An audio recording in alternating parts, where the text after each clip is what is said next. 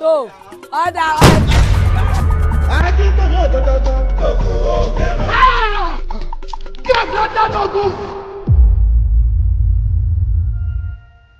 Come in.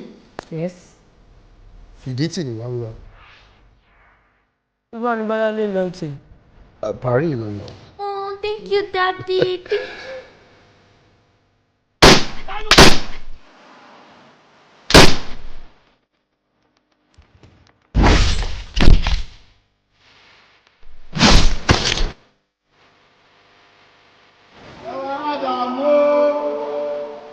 Ta ni mo mọ̀ tí ń bá fínra tí wọ́n fi lọ gbẹ́mí rẹ̀ sórí àtẹ. Elédùà ọba mi yẹ̀yẹ́ yín. Ẹ káàbọ̀. Ẹ̀gbọ́n! Àwọn ìjọ! Ẹ̀mùwà! Àwọn ọ̀dọ́! Sórí ọmọ orí ìkẹyìn, kò ń ṣe ní tó lè túmọ̀ rárá o. Ẹni ìyẹn ìjà. Wọ́n sáàkì mọ́ yín lọ́wọ́.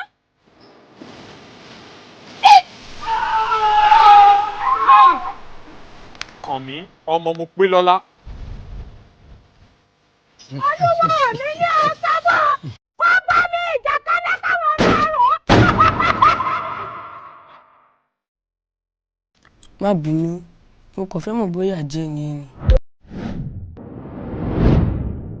Join this weekend on Adeka's Premium TV.